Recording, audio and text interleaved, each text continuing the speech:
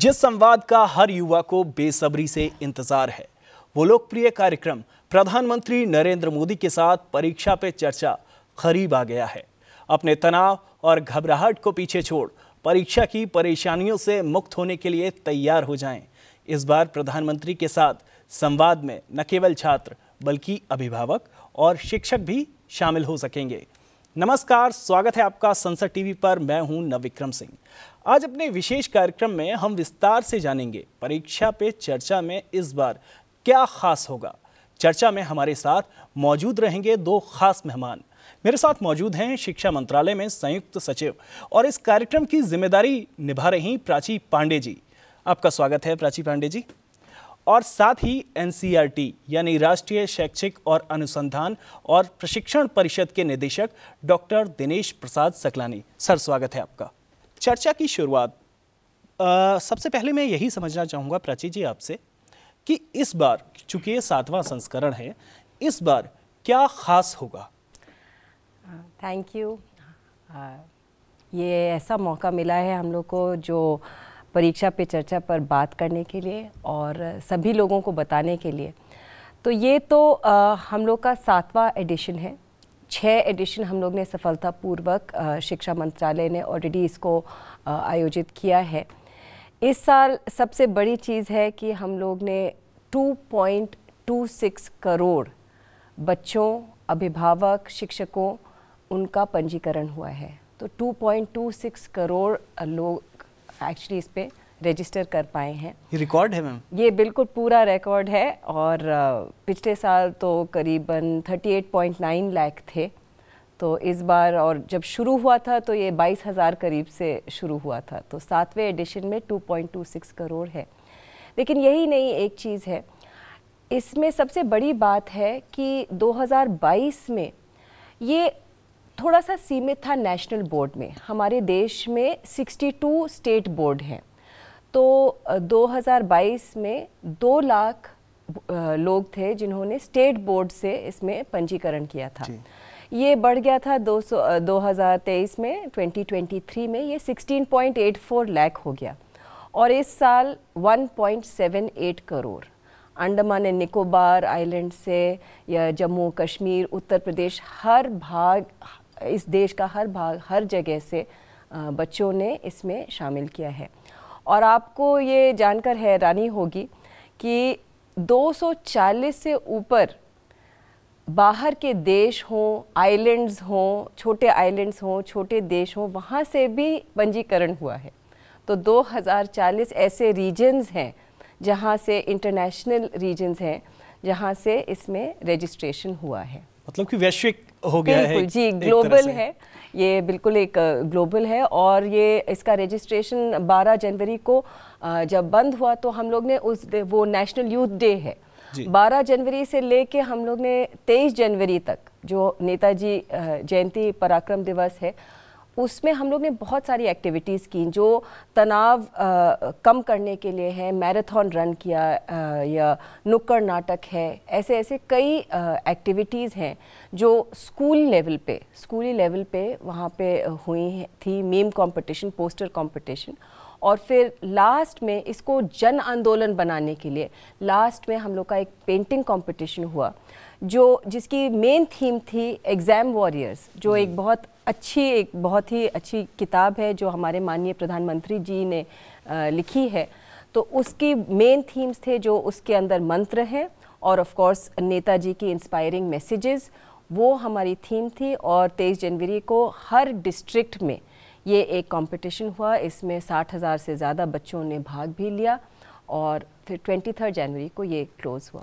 प्राची जी, मैं विस्तार से गतिविधियों के बारे में, क्योंकि लंबे अरसे से ये गतिविधियां चल रही हैं परीक्षा पे चर्चा को लेकर, डॉक्टर सकलानी आपसे पूछना चाहूँगा कि ये परीक्षा पे चर्चा किस तरीके से एक बड़ा बदलाव लाया है और किस तरीके से मोटिवेट यानी प्रोत्साहित कर रहे हैं परीक्षा पे चर्चा के जरिए जो छात्र प्रोत्साहित कैसे हो रहे हैं इससे?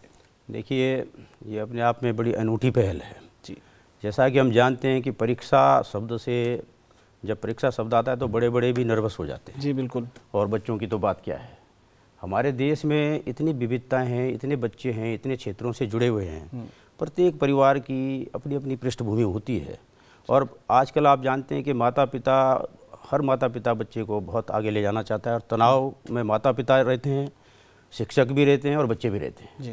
पर माननीय प्रधानमंत्री जी का जो संवाद होता है, आपने देखा होगा, ऐसा लगता है जैसे परिवार का कोई मुखिया है, पूरे देश के परिवार का मुखिया, प्रधानमंत्री भारत का, वो परिवार के मुखिया की तरह सबसे बात करते हैं। और इतनी बढ़िया बात करते हैं कि वो माता पिता को बताते हैं कि देखो बच्चों को किस तरह से बच्चों के साथ व्यवहार करना है, बच्चों को बताते हैं देखो घबराना नहीं है। एग्ज़ाम वॉरियर, अभी प्राची जी ने बताया, एग्ज़ाम वॉरियर ऐसी पुस्तक है, देखिए मतलब योद्धा शब्द जब आता है तो एक जोश आ जाता है जी। बिल्कुल। और एग्ज़ाम वॉरियर जब उन्होंने लिखा है तो बच्चों के अंदर एक जोश आता है कि ठीक है, हम परीक्षा की परीक्षा लेते हैं। प्रधानमंत्री जी का कोट है कि आओ हम तुम्हारी परीक्षा लेते हैं। तो उसमें जो ये भाव आ जाता है ना, उससे सब तनाव खत्म हो जाता है, जोश आ जाता है। और मनोवैज्ञानिक विश्लेषण के आधार पर ये बात सिद्ध हुई है कि जो भी बच्चे इसमें सम्मिलित हुए हैं उनकी परफॉर्मेंस बहुत अच्छी रही है, क्योंकि बच्चे के अंदर कैपेबिलिटी है, बच्चे के अंदर उसने पढ़ाई की है साल भर। मगर ये जैसे मैंने बताया ना, परीक्षा शब्द से, तो माननीय प्रधानमंत्री जी ने कहा परीक्षा, हम तुम्हारी परीक्षा लेते हैं, बच्चों तुम ऐसा सोचो। और कितनी बढ़िया बात वो बताते हैं, वो शिक्षकों को बताते हैं कि शिक्षकों को किस प्रकार से उस समय देखना चाहिए बच्चों की तरफ, माता पिता को कैसे देखना चाहिए और बच्चों को खुद क्या करना चाहिए। बहुत बढ़िया बात उन्होंने कही थी पिछली बार कि कुछ देर इनलाइन हो जाओ ऑनलाइन होने के बजाय। ये जो गजट हैं, इलेक्ट्रॉनिक गजट्स हैं, आजकल बच्चों के लिए बड़ी समस्या हो चुकी है। और वैश्विक जो विश्लेषण है, वैज्ञानिक आधार पर जो विश्लेषण किया गया, एक एडिक्शन बन चुका है। तो ऐसे समय में हमारे देश के माननीय प्रधानमंत्री जी अगर हर बच्चे की सुध ले रहे हैं, हर परिवार की तक पहुंच रहे हैं इस कार्यक्रम के माध्यम से, जैसे कि अभी प्राची जी ने बताया, देखिए 7 साल में 10 गुने से ज़्यादा रिकॉर्ड रजिस्ट्रेशन का हुआ है जी। 22,000 से शुरू हुआ और आपका जो है इस समय 2,26,00,000 तक पहुंच गया। तो 10 गुने से भी ज़्यादा, कई गुना ज़्यादा हो गया। ये तो कितना ज़्यादा गुना हो गया, मतलब ये 100 गुना ज़्यादा हो गया जी। तो ये अपने आप में इस कार्यक्रम की सफलता पर निर्भर है, नहीं तो लोग रजिस्ट्रेशन क्यों करवाते। बिल्कुल। इसी सवाल को आगे बढ़ाते हुए प्राची जी, मैं आपसे पूछना चाहूँगा, छात्रों का ठीक है, शिक्षक और अभिभावक में भी गजब का उत्साह देखने को मिल रहा है, उन्हें इस कार्यक्रम से किस तरीके से फ़ायदा होता है? शिक्षक और अभिभावकों में जो उत्साह है उसकी वजह बताइए। आजकल का जो हम लोग का माहौल है, एनवायरनमेंट है, क्योंकि ये एक इकोसिस्टम है जो हम लोग क्रिएट कर रहे हैं जी। जैसे कि अभी कहा गया कि ये स्ट्रेस जो है वो केवल स्टूडेंट का नहीं होता है, और वो कहाँ से स्ट्रेस आता है। अब ये एक परीक्षा पे जो चर्चा है, ये सबकी रिस्पॉन्सिबिलिटी, सबको इस इकोसिस्टम में ले आया है। हम लोग सब इसकी रिस्पॉन्सिबिलिटी लेते हैं, हमारे बच्चों की रिस्पॉन्सिबिलिटी लेनी होती है। इस पे चर्चा जब होती है तो सब लोग को लगता है कि अब हम लोग क्या करें जिससे कि हमारे जो फ्यूचर है उन पे अननेसेसरी टेंशन और स्ट्रेस नहीं आए। पेरेंट्स भी आजकल अब उनको भी काउंसलिंग की ज़रूरत है जी। बिल्कुल। बहुत होप्स और एक्सपेक्टेशंस के साथ वो अपने बच्चों को पालते हैं और उनमें नेचुरल है, लेकिन जब स्ट्रेस एक डिस्टेबलाइजिंग हो जाता है, जब वो स्ट्रेस एक नेगेटिव चीज़ हो जाती है, मोटिवेशन के बजाय डीमोटिवेशन होने लगता है, तो पेरेंट्स को भी लगता है कि भाई मैं क्या कर रहा हूँ, मैं कुछ गलती कर रहा हूँ। उसके लिए जो उनके प्रश्न आते हैं, हम लोग इसका एनालिसिस करते हैं। 2.26 करोड़ ये जो लोगों ने पंजीकरण किए हैं, उन्होंने प्रश्न पूछा है। हम लोग देखते कि क्या भाई वो लोग पूछ रहे हैं, और हम लोग को ये भी लगता है कि पेरेंट्स भी आजकल थोड़े से इतने चैलेंजेस आते हैं तो वो लोग भी थोड़े कंफ्यूज्ड हैं। टीचर्स भी ऐसे ही हैं, टीचर्स भी, अभिभावक और जो हमारे शिक्षक हैं, दोनों को लगता है कि आजकल की जो नई पीढ़ी है, नए जनरेशन को उनके इमोशनल वेलबीइंग को कैसे हैंडल करना चाहिए। और आपको मैं ये भी बताना चाहूँगी कि हम लोग एक ये पूरा इकोसिस्टम इसी तरीके से क्रिएट कर रहे हैं। हम लोग ने काउंसलर्स बताए हैं, छोटी सी चीज़ है, लेकिन हमारे बच्चों को लगता है जब ये परीक्षा पे चर्चा, जीवन और परीक्षा दोनों पे उनके प्रश्न आते हैं, वो सोचते हैं 12वीं के बाद मैं क्या करूँगा। तो हम लोग काउंसलिंग, NEP जो हमारी NEP 2020 है, उसमें काउंसलर्स कर रहे हैं, मनोदर्पण है, हम लोग अपने डिप्लोमा भी कर रहे हैं, जिससे कि जो भी पढ़ाई हो वो एक स्ट्रेस फ्री एनवायरनमेंट में हो। जी, इसी बात को आगे बढ़ाएंगे। हाँ डॉक्टर सकलानी, मैं समझना चाहूँगा कि नई शिक्षा नीति, परीक्षा पे चर्चा, इस तरीके से तमाम प्राथमिक शिक्षा के लिए पहल की गई हैं बीते वर्षों में, तो इससे कितना फ़ायदा दिख रहा है और शिक्षा में स्तर में कितना, क्वालिटी एजुकेशन जिसकी भी हम बात करते हैं, उसमें कितना इजाफा हुआ है? देखिए, सबसे बड़ी बात तो यह है कि जब इतने लोग इसमें आ रहे हैं तो फ़ायदा हो रहा है, तभी आ रहे हैं। बिल्कुल। और प्रधान जो काउंसलर समझ लीजिए हमारे प्रधानमंत्री जी बन रहे हैं, और वो शिक्षा नीति जो आई है ये एक बड़ी ट्रांसफॉर्मेशन इस लाने वाली है शिक्षा नीति। देखिए, शिक्षा को रूट लर्निंग के आधार पे स्ट्रेस पैदा होता है।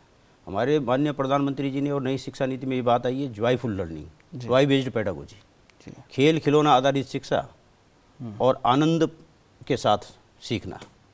तो उसके लिए जो व्यवस्था एनईपी में की गई है, उसके हिसाब से आपको ध्यान होगा कि गत वर्ष जो है जादुई पिटारा के नाम से एनसीईआरटी ने एक खेल खिलौना आधारित लर्निंग टीचिंग मटेरियल डेवलप किया, और मंत्रालय में उसको पूरा अच्छी तरह से देखा गया, और हमारे माननीय शिक्षा मंत्री जी ने उसको 20 फरवरी 2023 को लॉन्च किया था।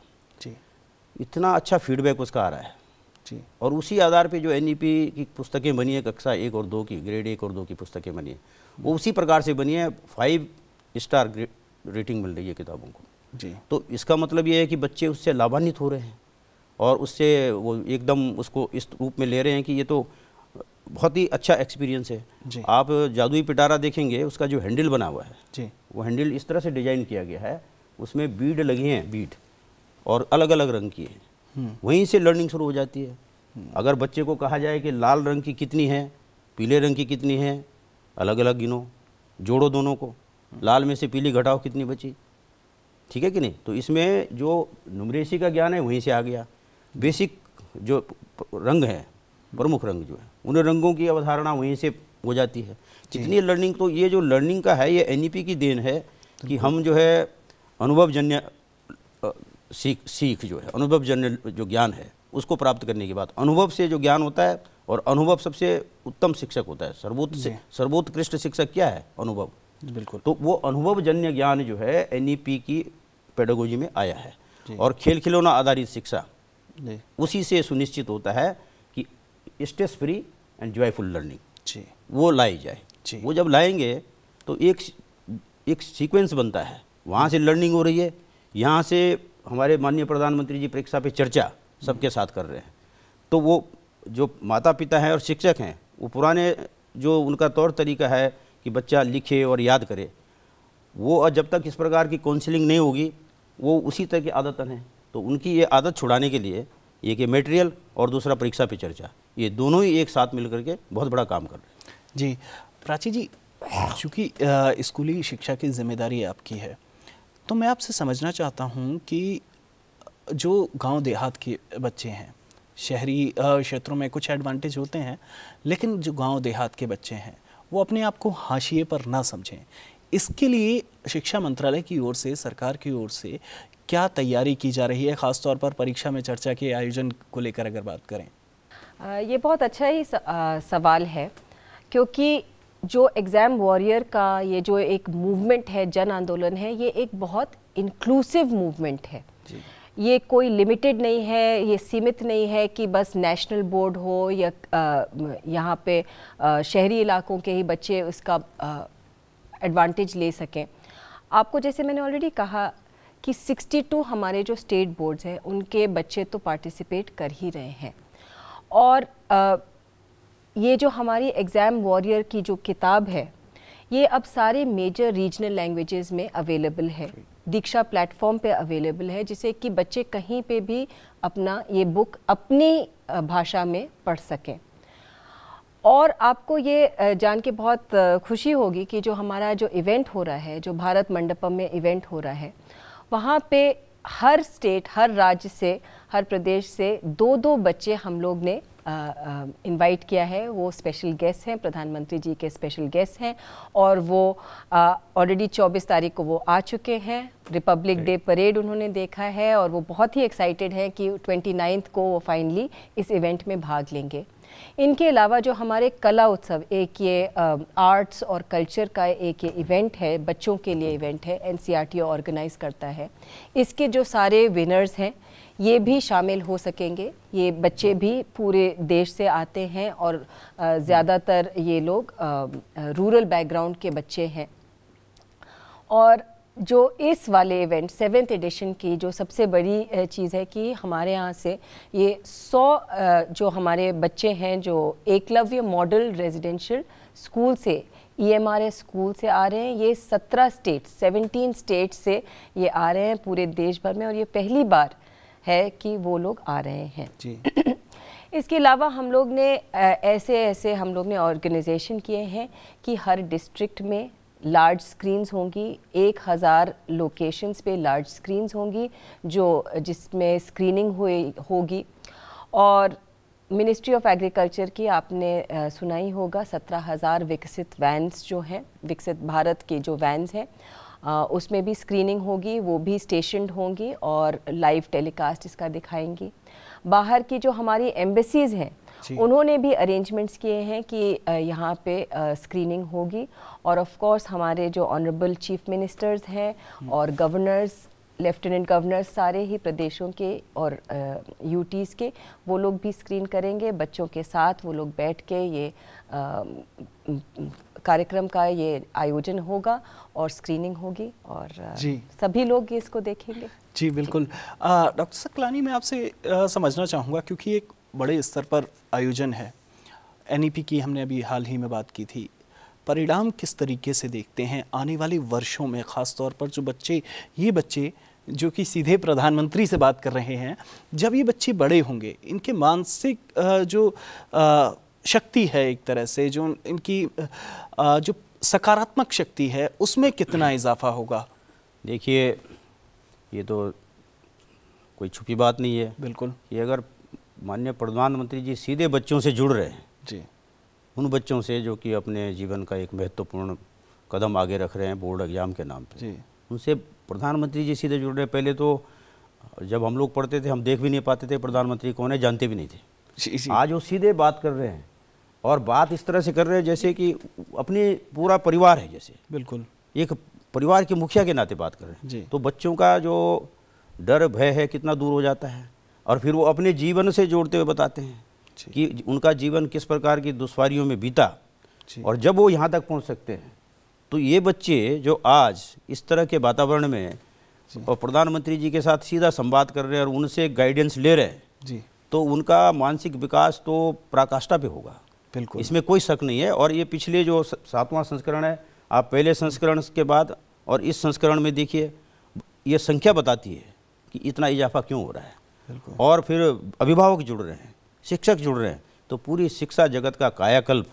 और जो NEP का जो एक मुख्य उद्देश्य है कि ये शिक्षा हमारे देश के सर्वगुण संपन्न नागरिक और वैश्विक नागरिक 21वीं शताब्दी की जो लाइफ स्किल्स हैं जी, और अपने ज़मीन से जुड़े हुए भारत केंद्रित शिक्षा और सांस्कृतिक समावेशन वाली शिक्षा, इसके साथ जब वो नागरिक बनेंगे तो वसुधैव कुटुंबकम का जो हमारा परिकल्प, जो हमारा उद्देश्य है, वो पूरा होगा। क्योंकि पूरे विश्व की सेवा के लिए इतनी बड़ी संख्या में हमारे पास युवा हैं और सीधे हमारे माननीय प्रधानमंत्री जी के द्वारा उनको इस प्रकार से प्रोत्साहित किया जा रहा है।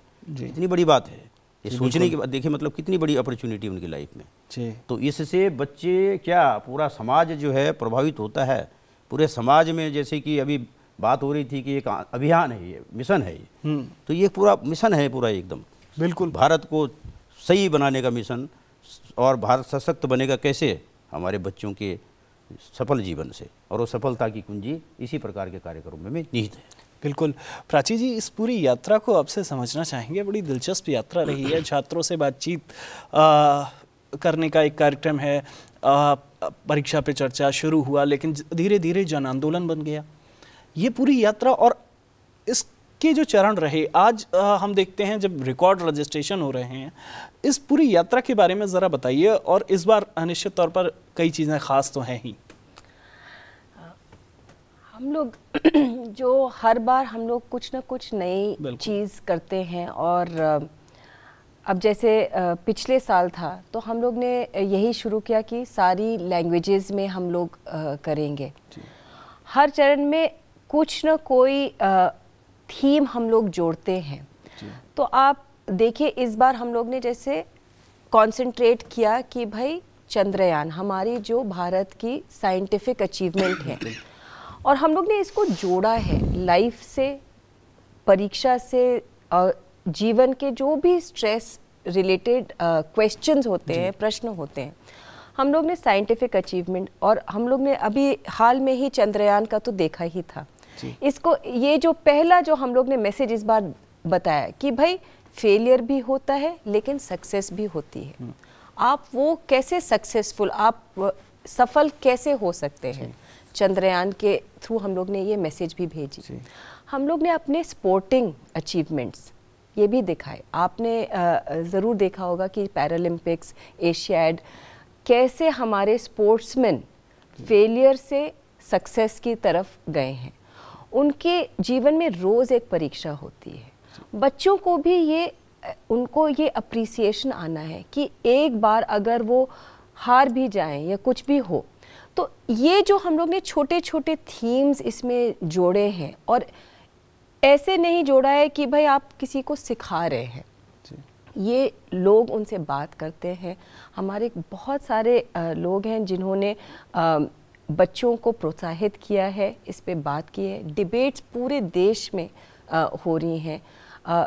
यही नहीं कि किसी स्टूडियो में हो रही हैं, स्कूल्स में बच्चे डिबेट करें। और आप ये देखेंगे, आप ये जो ट्रांसफॉर्मेशन जो हम लोग बता रहे हैं, आप देखिए हमारे बच्चे कितने कॉन्फिडेंट हैं। वो किस कॉन्फिडेंस के साथ वो प्रश्न पूछ सकते हैं, उनकी क्यूरियोसिटी है। और क्योंकि वो ये स्ट्रेस के बारे में आज हम लोग ओपनली हम लोग ये बात भी कर सकते हैं, मेंटल हेल्थ, इमोशनल वेलबींग, बिल्कुल इस पे हम लोग सब बाहर हम लोग ओपनली बात कर सकते हैं। और भाई माननीय प्रधानमंत्री जी से आप देखेंगे बच्चे बिल्कुल खुले होकर अपना वो प्रश्न पूछ लेते हैं। तो भाई वो अब अभिभावक हो या अपने शिक्षक हैं, उनसे भी वही प्रश्न पूछ सकते हैं और बात कर सकते हैं। बिल्कुल प्राची जी। डॉक्टर सकलानी, एक बात समझना चाहूँगा मैं आपसे कि जब हम परीक्षा की बात होती है तो स्वाभाविक है स्ट्रेस होता है, और उस स्ट्रेस से बाहर निकलने के लिए इससे इतर एक सवाल है कि बच्चे कई बार ऐसा होता है कि जवाब जानते हुए भी सवाल का सही जवाब नहीं लिख पाते। क्या कुछ ऐसा पाठ्यक्रमों में भी इस तरीके से बदलाव किए जा रहे हैं, या फिर बच्चों को कॉन्फिडेंस करने के लिए, चूँकि आप एक अहम जिम्मेदारी निभा रहे हैं, बच्चों में जो विश्वास है, आत्मविश्वास है, उसे बढ़ाने के लिए क्या किया जा रहा है? ये जैसा कि पहले भी मैंने बताया जी कि जो ये शिक्षा नीति आई है जी, और जिस प्रकार से ये शिक्षा नीति अनुभवजन्य ज्ञान की बात करती है जी, अनुभव कभी फेल नहीं होता है जी। आप रटा हुआ भूल जाते हैं जी। तो इसलिए जो रोट लर्निंग की पद्धति थी उससे छुटकारा देने के लिए, और जो औपनिवेशिक शिक्षा पद्धति था उसका मूल मंत्र ही क्या था? रोट लर्निंग, बाबू तैयार करना है ना, उसको सिर्फ याद करना है और लिखना है और कुछ नहीं करना है। मगर अभी जो ये शिक्षा नीति आई है इसमें रोट लर्निंग को ख़त्म किया जा रहा है। इसीलिए असेसमेंट भी जो है ना, जैसे होलिस्टिक डेवलपमेंट की बात की जा रही है, पंचकोश आधारित शिक्षा, यानी पंचकोशीय जो व्यवस्था है शिक्षा की, उपनिषद, तैत्रीय उपनिषद में इसकी व्यवस्था की गई थी। हमारी राष्ट्रीय शिक्षा नीति में इसको लिया गया है कि वो पंचकोशीय शिक्षा है। जो पंचकोशों का जो विकास है ना, वो एक ऐसे व्यक्ति का निर्माण करता है जो ये घबराना, भूलना, रटना, इससे ऊपर हो जाता है। और उसकी जो समझ होती है वो समझ ही उसकी परीक्षा में उसकी मदद करती है। तो ये समझ उत्पन्न करने वाली परीक्षा है जो अनुभव से प्राप्त होती है, और जो बच्चा बहुत आसानी से जो सीखता है वो हमेशा उसके साथ रहता है। आप स्विमिंग कभी भूल नहीं सकते जी, आप भूल सकते हैं जी। आपने ड्राइविंग सीखी एक बार तो नहीं भूल सकते जी, साइकिलिंग सीखी नहीं भूल सकते। क्यों? वो आपने पढ़ करके नहीं सीखा, बिल्कुल करके ही देखा है, अनुभव से सीखा है। तो ये शिक्षा नीति इसी प्रकार के अनुभवजन्य ज्ञान की बात करती है। जो आप सीखें उसको अनुभव लें उसका, और अनुभव एक बार जब आ जाता है तो मैंने कहा अनुभव कभी असफल नहीं होता है जी। तो ये इसकी बहुत बड़ी बात है जिसकी वजह से कि पूरा परिदृश्य शिक्षा जगत का बदलेगा, और हमारे जो बच्चे स्ट्रेस में आकर के बहुत बहुमूल्य जीवन हमारे उनका नुकसान हमें होता है, और बड़े दुखद घटनाएं हो जाती हैं। बिल्कुल। तो ऐसे अवसरों को कम करने के लिए, ख़त्म करने के लिए, ये ख़त्म हो जाएंगे अवसर जब शिक्षा नीति पूरी तरह से लागू होगी। अभी हम फेज वाइज उसको पुस्तकें बना रहे हैं और लर्निंग टीचिंग मटेरियल बना रहे हैं, और उसी की कड़ी में इस प्रकार के कार्यक्रम ये जो हो रहे हैं, परीक्षा पे चर्चा जैसे कार्यक्रम, वो कार्यक्रम एक पूरा एक साथ जोड़ते हैं, कड़ी जोड़ते हैं ना। यहाँ से पुस्तकों में बात आ रही है, यहाँ से हम NCERT काम कर रही है, भारत सरकार का शिक्षा मंत्रालय काम कर रहा है, और माननीय प्रधानमंत्री जी उस कड़ी को जोड़ रहे हैं कि जो अपने अनुभवों से बता रहे हैं। और ये कोई सामान्य बात नहीं है कि एक वो कहते हैं कि मेरा जैसा आदमी भारत का प्रधानमंत्री बन गया, तो बच्चों को कहते हैं तुम भी बनोगे, तुम भी बनोगे। बच्चों के अंदर कितना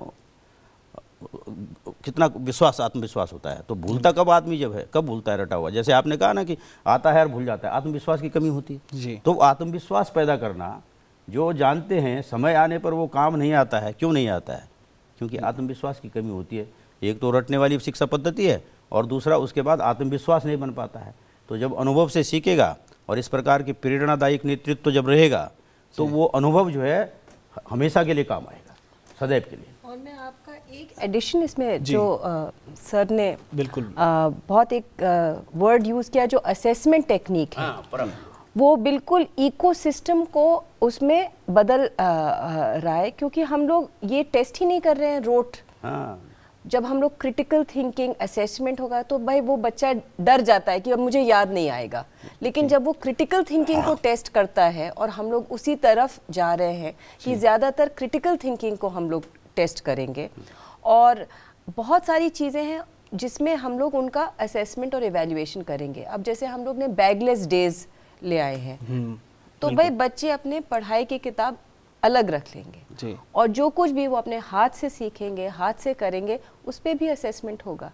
तो एक ही मौका नहीं है कि भाई बस एक दिन, अब एक दिन आपका एक वो एग्जामिनेशन हो। अगर एक दिन में आप उस दिन आपको फीवर हो या कुछ हो, किसी तरीके से आपका एग्जामिनेशन खराब हो, तो हम लोग तो अब होलिस्टिक असेसमेंट की तरफ जा रहे हैं। बिल्कुल वही होलिस्टिक डेवलपमेंट। और मैं वो दूसरी बात जो बोलने वाला था, होलिस्टिक डेवलपमेंट, जो कि प्राची जी ने अभी बताई है, होलिस्टिक असेसमेंट जी, होलिस्टिक डेवलपमेंट, और फिर उस डेवलपमेंट का होलिस्टिक असेसमेंट जी, जो कि समग्र जो भी आता है, उसको जो कुछ भी आता है वो सामने खुला है उसका असेसमेंट। जी सर, यही आखिरी मैं कमेंट आप दोनों से लेना चाहूँगा कि जो 2047 का भारत, क्योंकि आज जिन बच्चों से चर्चा हो रही है वो 2047 पे भविष्य के भारत का एक तरह से निर्माण करेंगे। ये जो कदम उठाए गए हैं पिछले वर्षों में, आपको लगता है कि जो लक्ष्यों की प्राप्ति इनसे संभव है? नई शिक्षा नीति और परीक्षा पे चर्चा, इस तरीके से प्राथमिक शिक्षा के लिए तमाम बदलाव किए गए, हम अपने लक्ष्यों की प्राप्ति इनसे कर सकेंगे? जाहिर है आज के बच्चे अगर आप देखें जिस तरीके से उनकी ट्रेनिंग हो रही है और उनके 21st सेंचुरी स्किल्स जो हो रहे हैं, जो ग्लोबल सिटीजन जो बन रहे हैं, ये तो बिल्कुल 2047 के बच्चे हमारी जो फ्यूचर है, उनका जो आत्मविश्वास है और उनके जो हम लोग पढ़ाई और उनके स्किल्स के साथ जो हम लोग तैयार कर रहे हैं, जो नई पीढ़ी है, वो तो 2047 के भारत के लिए डेफिनेटली बिल्कुल हमारा फ्यूचर है, और वो बहुत ही रोज़ी फ्यूचर है। बिल्कुल।